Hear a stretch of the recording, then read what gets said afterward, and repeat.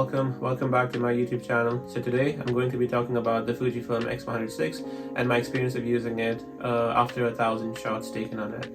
So I purchased this camera a couple months ago when I was making a trip to Lake Como in Italy. Lake Como was an amazing place to visit with your camera. If you do get the chance, make a visit. It wouldn't let you down in terms of photos that you can take. The beautiful lakes and the mountains make a treat to take pictures on. So my experience of using this camera is going to be compared against the FujiFilm X4, which was the other camera that I had. I enjoyed using a few features on this camera which my FujiFilm X4 did not have.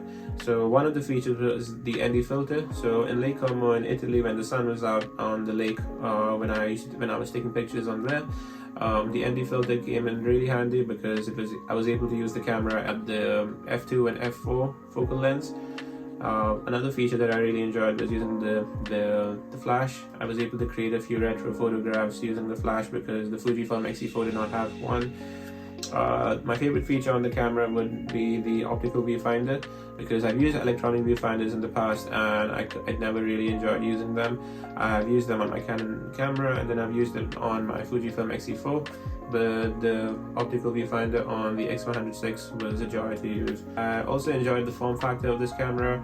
It feels a tiny bit smaller compared to the X4, and then I also enjoyed using the dials in this one, like the ISO dial on here where you could change the ISO, as compared to the X4 where you did not have this option. I found that in post-processing I could crop photos a lot more because the quality ended up remaining due to the larger sensor on the X100VI. Now to some of the things that I do not like about this camera. So I think the build quality of the camera has reduced compared to the previous cameras. I'm assuming that the build quality on the X100V would have been better than the X100VI. These cameras have been made in China and you can tell that the quality of the camera isn't the same as the previous versions. Even the X4 felt like it had proper metal build on the top and the bottom of the camera, whereas this one, it feels a bit more on the plasticky side. It isn't bad by any means, but you can definitely tell that the build quality of the camera has reduced. I believe that these cameras have been made in China, and the X4, the X100V were made in Japan or Indonesia at the time. So the build quality on the previous cameras are much better. This is something that I found other YouTubers and photographers comment on as well. So if you get a chance to pick up both cameras, have a look and see, hold them in your hand, and then I'm pretty sure you could tell the difference in terms of quality. Another feature that I did not like about the X100VI, especially comparing to my X4, was that the X4 you could literally turn the screen all the way up and use it like a vlogging camera, but on the X100VI the screen basically just tilts out this much.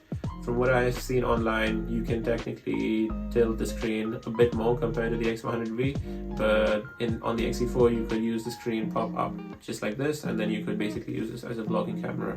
But this is not possible. Another thing that I dislike about this camera is the shutter sound. As compared to the Fujifilm X4, the shutter sound doesn't feel as nice. It feels a bit more on the electronic side. I've also noticed that a few other photographers have commented on this.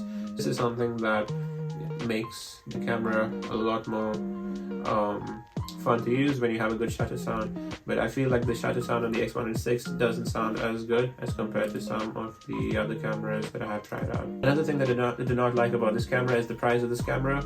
I feel like this camera should be costing around £1,000 to £1,200 and nothing more than that, but just due to how Fujifilm operates currently, finding a camera at that sort of price is going to be really difficult.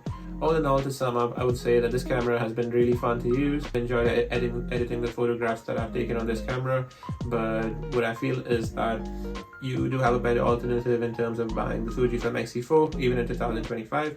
Also, the Fujifilm X100V is a really good option if you were to purchase used on eBay or MPB, because at £1,100 or £1,200 you can get a used X4, you can get a used X100V along with quite a few accessories, and I feel like it would be a better deal as compared to this camera.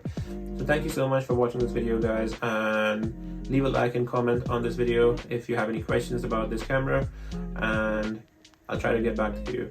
Also, I'm going to leave my Instagram right below here, so make sure that you follow to have a look at some of the photographs that I've taken on this camera. Thank you so much for watching, guys, and have a nice day.